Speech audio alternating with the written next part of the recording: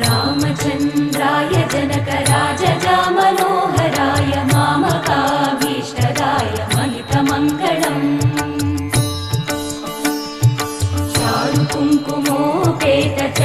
चारुकुङ्कुमोपेतचन्दनानुचर्चिताय हारकटकशोभिताय भूरिमङ्गलम्